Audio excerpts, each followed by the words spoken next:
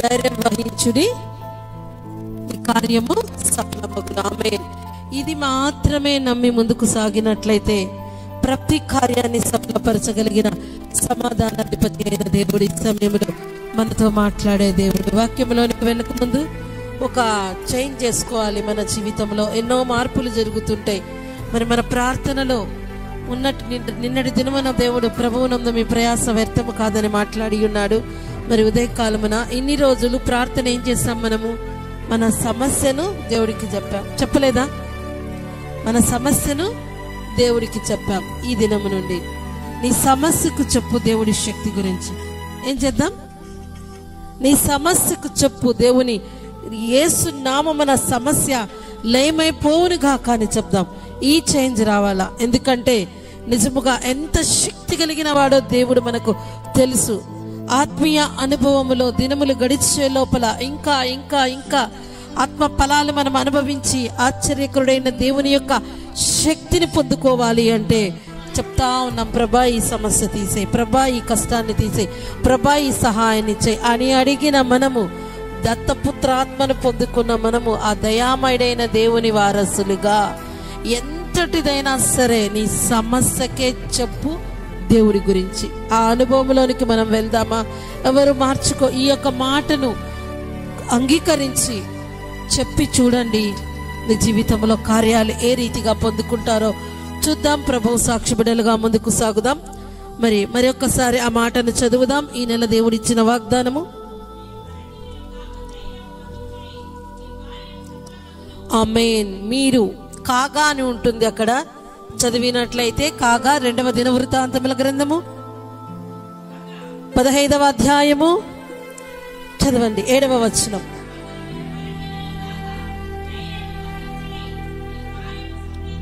ఆమేన్. నా ప్రియ బిడ్డ, కాగా అంటే ఏంటి? ఎలాంటి పరిస్థితుల్లో నీ ఉన్నా, ఎంత క్లిష్ట పరిస్థితుల్లో నీ ఉన్నా ఏమవ్వకూడదంట? బలహీనులు కాకుండా ధైర్యము వహించుడి.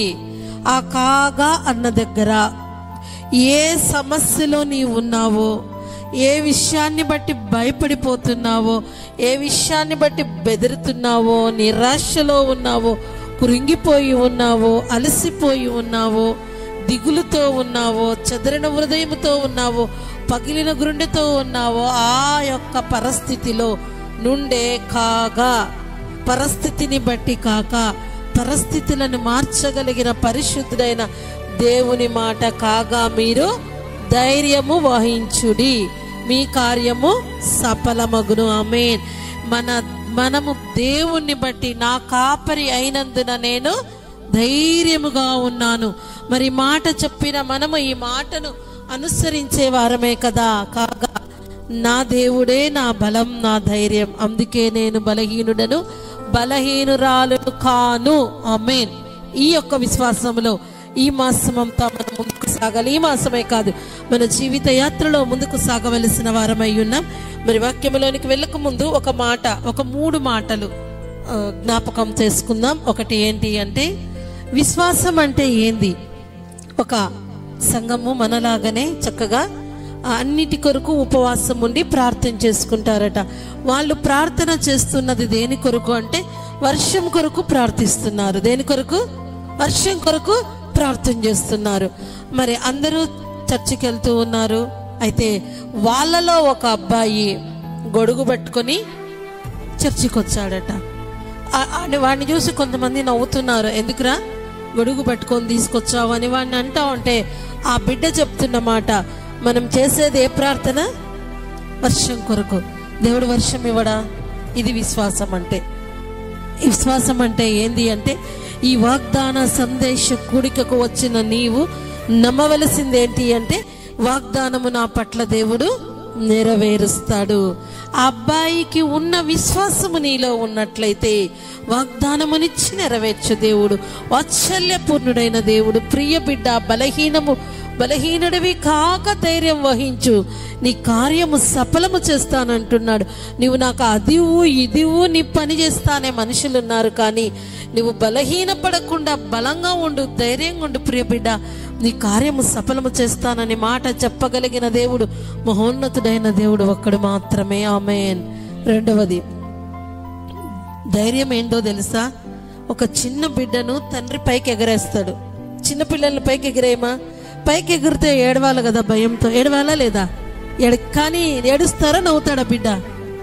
నవ్వుతాడు. కారణం ఏంటి? నన్ను ఎగిరేసిన వాడు, నా కొరకు చేయి చాచిన వాడెవరు? నా తండ్రి. ఈ ధైర్యంతో మనం బ్రతకలేమా? ఈ లోకంలో ఉన్న తండ్రి బిడ్డను పైకి ఎగిరేసేది ఎందుకు? ఆ బిడ్డ ఎగరటాన్ని చూసి ముచ్చటించేందుకు, సంతోషించేటందుకు.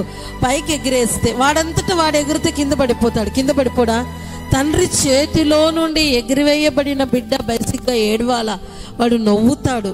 మరి ఈ దినమున ఆ బిడ్డ నవ్వినట్టుగా దేవుని యొక్క చేతులలో, దేవాది దేవుని యొక్క బలిష్టమైన రెక్కల కింద భద్రపరచబడి ఉన్న మనము పైకి ఎగరడానికి, పై ఉన్నత స్థానంలో మనము ఉండడానికి అనేక రకాలైన ట్రైనింగ్స్, అనేక రకాలైన దారిలో దేవుడు మనను నడిపినప్పుడు నీ సమస్యను బట్టి ఏడవక, అంటే భక్తిగా యథార్థంగా ఉంది కానీ ప్రభువులో జీవిస్తున్న ఏమైనా సమస్యలు వస్తున్నా దానిని బట్టి ఏడవక నవ్వగలగాలి. ఎందుకంటే ఈ యొక్క పరిస్థితి, ఈ అవమానానికి ప్రతిగా నా దేవుడు రెట్టింపు ఘనతనిస్తాడు.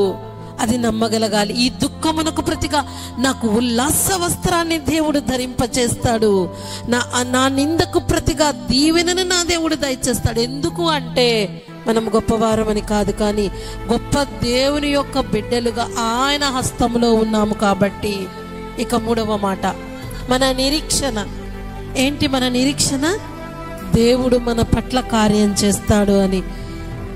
ఉదయం నెక్స్ట్ డే చూస్తారో లేదో తెలియదు, కానీ ఏం పెట్టుకున్నాం ఈరోజు? ఏం పెట్టుకొని లేసాం? అలారం పెట్టుకోలేదా? అలారం పెట్టుకున్నాం. మన విశ్వాసం ఏంటి? రేపటి దినమున మనము ఉదయమున లేచి ప్రభు సన్నిధానానికి, వాగ్దాన సందేశానికి వెళుతాము అన్న విశ్వాసముతో మన మొబైల్లో ఏం పెట్టుకున్నాం? అలారం పెట్టుకున్నాం. మరి అలాంటి విశ్వాసము నీ జీవితంలో కలిగి ఉండాలి. నా దేవుడు నా పట్ల కార్యము చెయ్యగలడు, వాగ్దానము నెరవేర్చగలడు, వాగ్దానమునిచ్చి నెరవేర్చే దేవుడు నా దేవుడు. ఈ మూడు అనుభవాలు కలిగి నీవు ఈ మాసములో ముందుకు కొనసాగినట్లయితే ఏ పరిస్థితిలో అధైర్యపడక ధైర్యముగా ముందుకు కొనసాగగలవు. బైబిల్ గ్రంథములో ఒక వ్యక్తిని మనం ఈ సమయంలో జ్ఞాపకం చేసుకుందాం. ఒక అధ్యాయములో ఉన్న మాట మరొక అధ్యాయములోనికి వచ్చే లోపల అతను మరచిపోయిన విధానాన్ని బట్టి ఇబ్బందికరమైన పరిస్థితులు ఎదుర్కొన్నాడు. చూద్దాం. ఆదికాండము 15వ అధ్యాయము 2వ వచనాన్ని మొదటగా చదువుదాం.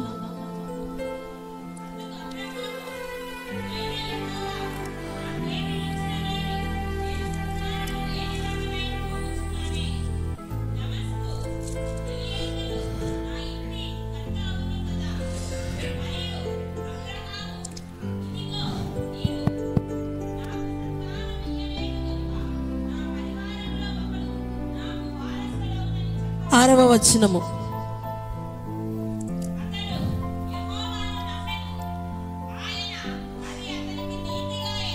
ఆమేన్. అతడు యెహోవాను నమ్మెను, ఆయన అది అతనికి నీతిగా ఎంచెను. ఆమేన్. మొదటి వచనాలలో 15వ అధ్యాయం 2వ వచనంలో అబ్రహాము దేవుణ్ణి అడుగుతున్నాడు, అన్నీ ఉన్నాయి ప్రభా, నాకేం లేదు, సంతానము లేదయ్యా అన్నప్పుడు అలా చెప్పడమే కాకుండా, ఇంత వయసు అయిపోయింది, పరిస్థితి ఇట్లయిపోయింది ప్రభా, ఇక నా దగ్గర నమ్మకముగా పనిచేస్తున్న ఎలియాజరు యొక్క కుమారుడే ఈ ఆస్తికి వారసుడు అవుతాడేమో అన్నప్పుడు దేవుడు సెలవిచ్చిన మాట, అబ్రహామా, నీకు ఆకాశ నక్షత్రములంత విస్తారమైన సంతానమును అనుగ్రహిస్తాను అన్నాడు. అది నమ్మాడా లేదా అబ్రహాం? 6వ వచనానికి వచ్చే లోపల అతడు యెహోవాను నమ్మెను. ఆమేన్. ఏం చేశాడు అబ్రహాము? నమ్మాడు కదా. ఈ దినమున నీవు నమ్ముతున్నావా? దేవుడు నా పట్ల కార్యం చేస్తాడు, నా దేవుడు బలహీనులు కాక ధైర్యం వహించమన్నాడు. నేను బలహీనుడను, బలహీనురాలను కాను. నా పట్ల కృప చూపే దేవుడు నాకున్నాడని నమ్ముతున్నాము కదా. అబ్రహాము దేవుని నమ్మాడు, అది అతనికి నీతిగా ఎంచబడింది. అయితే 16వ అధ్యాయం 2వ వచనాన్ని ఇప్పుడు చదువుదాం.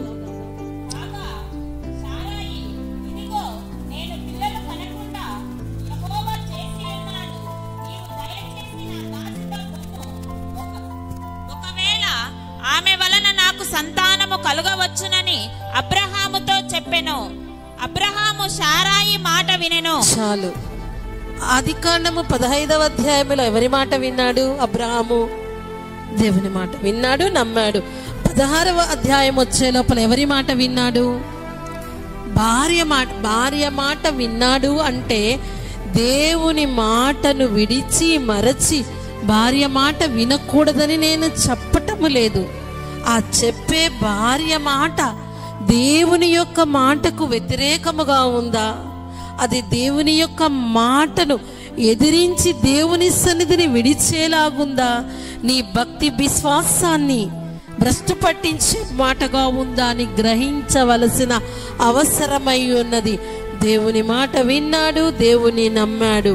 దేవుని నమ్మిన అబ్రహాము, దేవుని మాటను విన్న అబ్రహాము, దేవుని యొక్క స్నేహితుడిగా పిలువబడుతున్న అబ్రహాము 16వ అధ్యాయము వచ్చే లోపల ఆమె తన భార్య మాట విని భార్య చెప్పినట్టుగా చేసి దేవుని మాటను మీరి, మీరింటికి వెళ్ళాక చదివినట్లయితే లేనటువంటి సమస్యను తెచ్చుకున్నాడు. కానీ దేవుడు ఇచ్చినటువంటి వాగ్దాన పుత్రుడు వారు సొంత ఆలోచనలతో తెచ్చుకున్న కుమారుడు కాడు.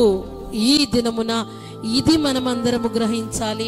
నీవు దేవుని నమ్మినావు, దేవుని మాట విన్నావు, అంగీకరించావు, ధైర్యముగా ఉంటానన్న నీవు 2వ తేదీ, 3వ తేదీ, 5వ తేదీ ఇలా గడిచే లోపల నీ మనస్సు మార్చుకోక, దేవుని మాటను మీరక, వారి మాటలు వీరి మాటలు విని విశ్వాసాన్ని పక్కన పెట్టక, ఆ సమస్య ఈ సమస్యను చూసి భయపడక, ఆ పరిస్థితిని ఈ పరిస్థితికి చూసి బెదిరిపోక, నేను నా దేవుని మాట నమ్మాను, నా దేవుని మీదే ఆధారపడి జీవిస్తాను.